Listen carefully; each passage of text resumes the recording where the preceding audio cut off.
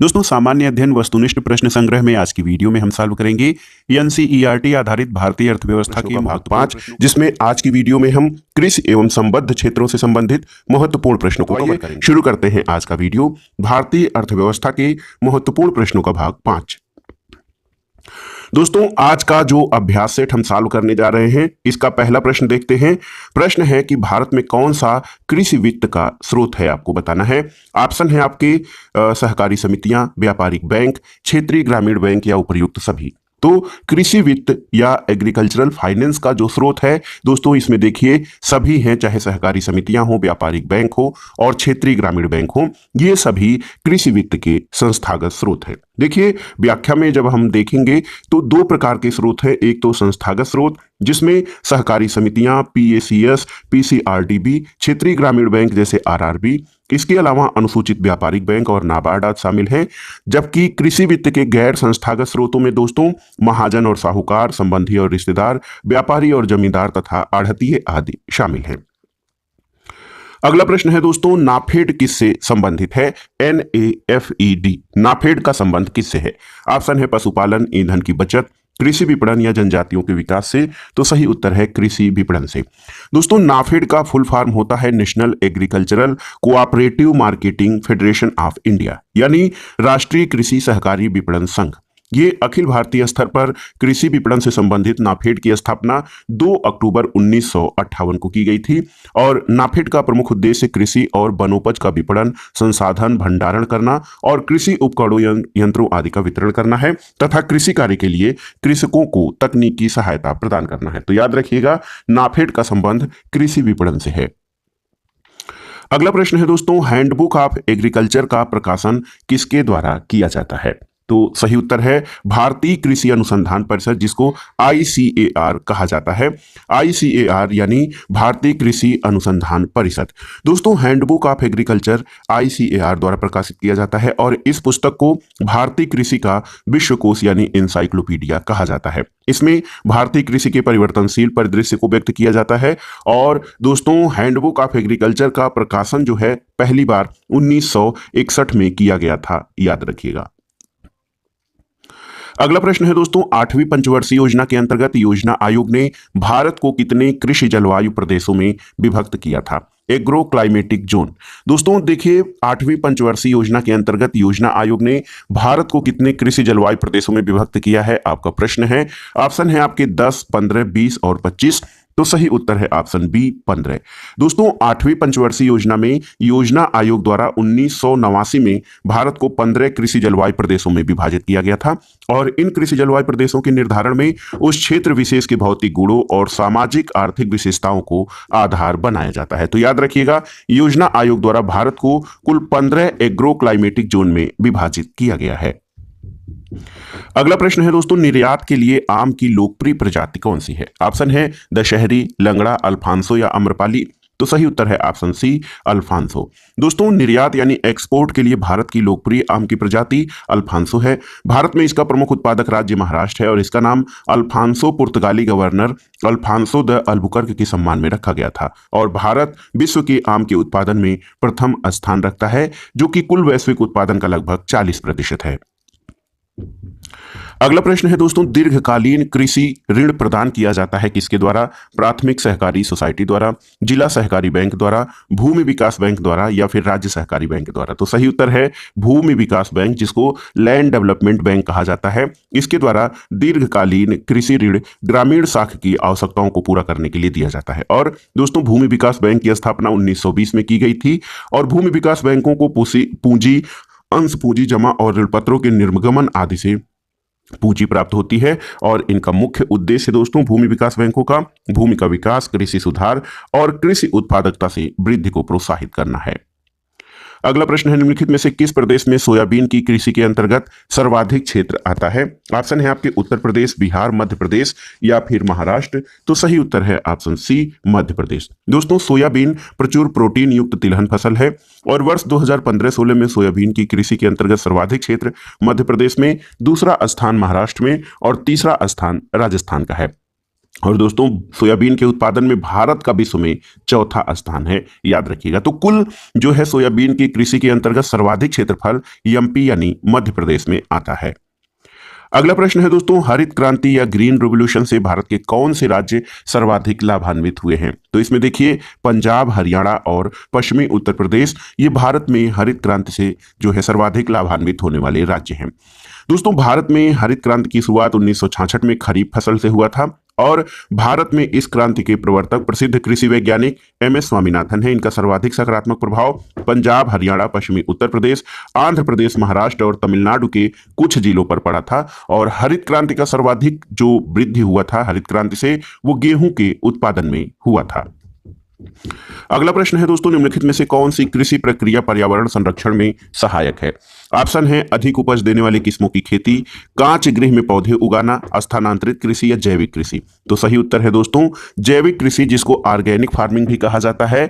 ये क्रिया कृषि की उत्पादन ऐसी प्रणाली है जो मृदा, पारिस्थितिकी तंत्र, लोगों के स्वास्थ्य के लिए अनुकूल होती है। और दोस्तों भारत दुनिया का तीसरा सर्वाधिक बड़ा जैविक कृषि क्षेत्र वाला राष्ट्र है।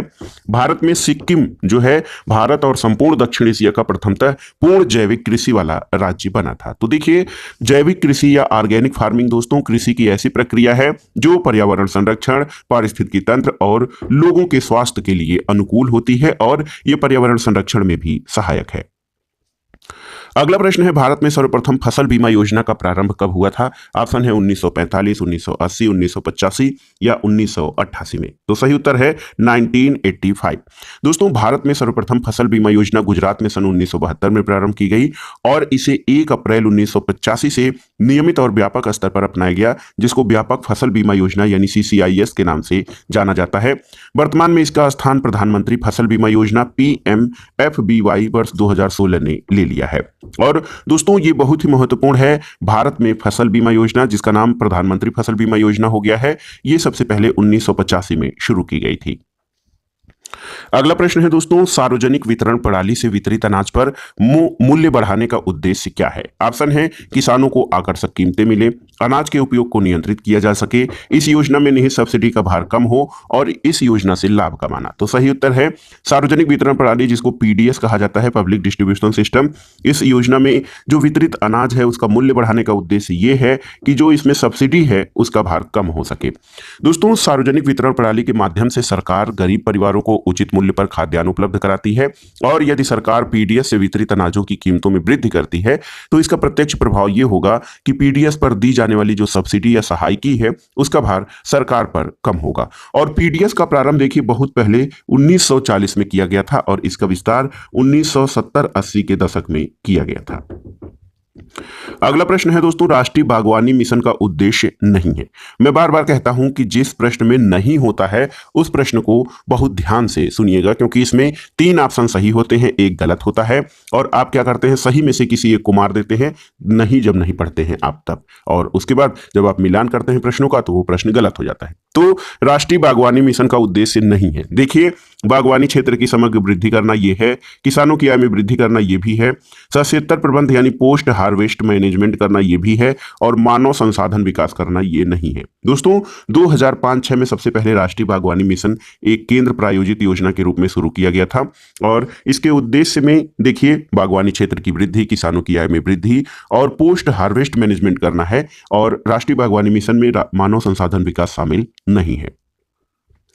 अगला प्रश्न है दोस्तों, किस पंचवर्षीय योजना में कृषि क्षेत्र ने ऋणात्मक वृद्धि प्रदर्शित की है? ऑप्शन है तीसरी, 5वीं, 7वीं या 9वीं। तो सही उत्तर है ऑप्शन ए, तीसरी पंचवर्षीय योजना। दोस्तों तीसरी पंचवर्षीय योजना जो थर्ड 5 ईयर प्लान था उसमें कृषि क्षेत्र ने ऋणात्मक वृद्धि प्रदर्शित की थी और सन 1961 से 1966 की अवधि में कृषि उत्पादन की वृद्धि दर -1% दर्ज की गई थी और ये भारत के लिए युद्ध, अकाल और राजनीतिक अस्थिरता का काल था। अगला प्रश्न है दोस्तों, राष्ट्रीय हार्टिकल्चर मिशन किस पंचवर्षीय योजना में आरंभ किया गया था? आपको बताना है। ऑप्शन है 11वीं पंचवर्षीय योजना, 10वीं पंचवर्षीय योजना, 9वीं पंचवर्षीय योजना और उपर्युक्त में से कोई नहीं। तो सही उत्तर है दोस्तों 2005 में राष्ट्रीय हार्टिकल्चर मिशन प्रारंभ किया गया था और ये 10वीं पंचवर्षीय योजना था। ऑप्शन बी आपका सही उत्तर हो जाएगा। देखिए, नेशनल हार्टिकल्चर मिशन NHM एक केंद्र प्रायोजित योजना है और ये 10वीं पंचवर्षीय योजना के दौरान वर्ष 2004-5 में प्रारंभ किया गया था। और इस योजना का उद्देश्य भारत में बागवानी क्षेत्र का विकास करना, उत्पादन बढ़ाना और किसानों की आय में वृद्धि करना था। अगला प्रश्न है दोस्तों, ऑपरेशन ग्रीन का उद्देश्य क्या है? ऑप्शन देख लेते हैं। टमाटर, प्याज एवं आलू का मूल्य नियंत्रण, इसके अलावा अनाजों के मूल्य नियंत्रण, दलहनों का मूल्य नियंत्रण या उपर्युक्त में से कोई नहीं। तो सही उत्तर है दोस्तों, ऑपरेशन ग्रीन योजना टमाटर, प्याज और आलू के मूल्य नियंत्रण से संबंधित है। टोमेटो, ओनियन एंड पोटैटो, देखिए TOP, ये बजट वर्ष 2018-19 में टमाटर, प्याज और आलू की कीमतों को स्थिर रखने के लिए ऑपरेशन ग्रीन योजना की शुरुआत की गई थी। और इसका उद्देश्य किसानों को उनके उपजों की सही कीमत, उपभोक्ताओं को उपयुक्त कीमतों पर उत्पाद, और इसके लिए बजट में 500 करोड़ रुपए का प्रावधान किया गया है। तो देखिए दोस्तों, ऑपरेशन ग्रीन योजना TOP यानी टोमेटो, ओनियन और पोटैटो के मूल्य नियंत्रण से संबंधित है। अगला प्रश्न है दोस्तों, प्रधानमंत्री किसान संपदा योजना किससे संबंधित है? कृषि क्षेत्र से, वित्तीय क्षेत्र से, बैंकिंग क्षेत्र से या सार्वजनिक उपक्रम क्षेत्र से? तो सही उत्तर है ऑप्शन ए, कृषि क्षेत्र से। दोस्तों देखिए, वर्ष 2019-20 की अवधि के लिए 6,000 करोड़ रुपए की लागत के साथ एक नई केंद्र प्रायोजित योजना प्रधानमंत्री किसान संपदा योजना, जो खाद्य प्रसंस्करण उद्योग मंत्रालय, जो फूड प्रोसेसिंग जो मंत्रालय है उसके द्वारा प्रारंभ की गई है। और इसका उद्देश्य कृषि उपजों की बर्बादी में कमी लाकर प्रसंस्कृत कृषि उपजों के निर्यात में वृद्धि के माध्यम से किसानों की आय में वृद्धि करना है। और इस योजना में कृषि प्रसंस्करण संकुल यानी एग्रो प्रोसेसिंग क्लस्टर के निर्माण का प्रावधान किया गया है। तो प्रधानमंत्री किसान संपदा योजना दोस्तों खाद्य पदार्थों के या कृषि उत्पादों के प्रसंस्कृत उत्पादों के निर्यात से है। अगला प्रश्न है, राष्ट्रीय किसान आयोग का गठन कब हुआ था? National commission for farmers. Option है 2002, 2003, 2004 या 2005 में। तो सही उत्तर है ऑप्शन सी, 2004 में। याद रखिएगा, 2004 में राष्ट्रीय किसान आयोग का गठन किया गया था। दोस्तों कृषि वैज्ञानिक MS स्वामीनाथन की अध्यक्षता में राष्ट्रीय किसान आयोग बना था। इसका मुख्यालय नई दिल्ली में है और इसका उद्देश्य किसानों के हितों की सुरक्षा करना है। आयोग द्वारा प्रस्तुत रिपोर्ट में कृषि क्षेत्र में तीव्र और समावेशी विकास पर बल दिया गया है, जो 11वीं पंचवर्षीय योजना 2007 से 2012 का मुख्य लक्ष्य था। तो दोस्तों ये थे आज के कृषि और संबद्ध क्षेत्र से संबंधित महत्वपूर्ण ऑब्जेक्टिव टाइप यानी वस्तुनिष्ठ प्रश्न। अब आइए देख लेते हैं दोस्तों लास्ट में आगामी परीक्षाओं के लिए बहुत ही महत्वपूर्ण तथ्य, प्रमुख कृषि बोर्ड और उनके मुख्यालय। देखिए दोस्तों, कॉफी बोर्ड, इसका मुख्यालय बंगलुरु कर्नाटक में है और आप जानते हैं कॉफी उत्पादन में कर्नाटक अग्रणी राज्य है। रबर बोर्ड का मुख्यालय कोट्टायम केरल में स्थित है। चाय बोर्ड आपका कोलकाता पश्चिम बंगाल में। तंबाकू बोर्ड का मुख्यालय दोस्तों गुंटूर आंध्र प्रदेश में स्थित है।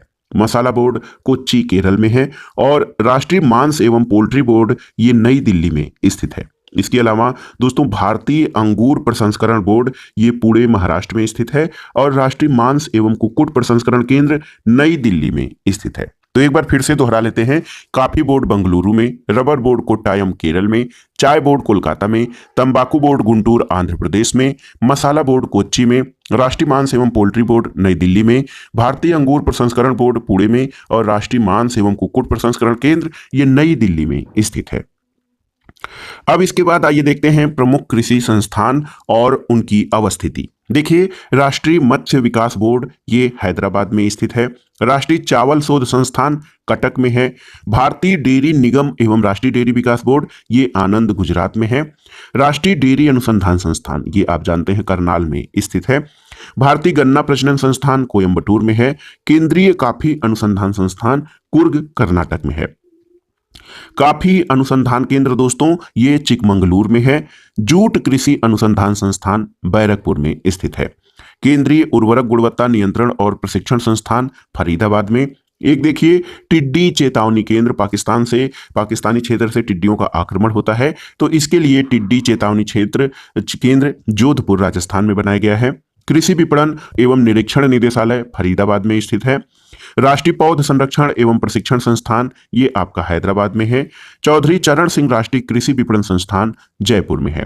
केंद्रीय चारा एवं बीज उत्पादन फार्म हैसर घट्टा में स्थित है।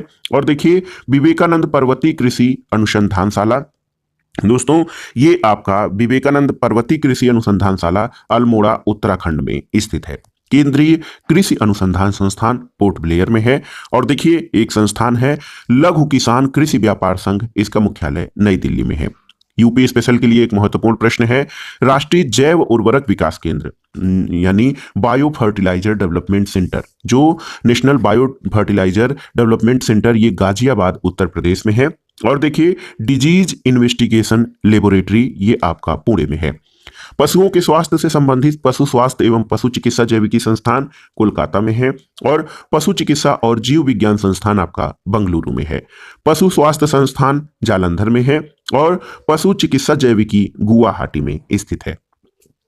राष्ट्रीय पटसन एवं संबंधित रेशा अनुसंधान संस्थान दोस्तों कोलकाता में है। और भारतीय प्राकृतिक रेजिन्स एवं गोंद संस्थान, ये आपका रांची झारखंड में स्थित है। तो दोस्तों ये था आज का वीडियो, वस्तुनिष्ठ प्रश्न संग्रह के अंतर्गत एनसीईआरटी आधारित भारतीय अर्थव्यवस्था के महत्वपूर्ण प्रश्नों का अभ्यास प्रश्न पत्र, जिसको आपने सॉल्व किया। और लास्ट में आपने आगामी परीक्षाओं के लिए प्रमुख कृषि बोर्ड और मुख्यालय तथा प्रमुख कृषि संस्थानों के बारे में जानकारी प्राप्त की। ये वीडियो आपके लिए कितना लाभकारी है हमें कमेंट बॉक्स में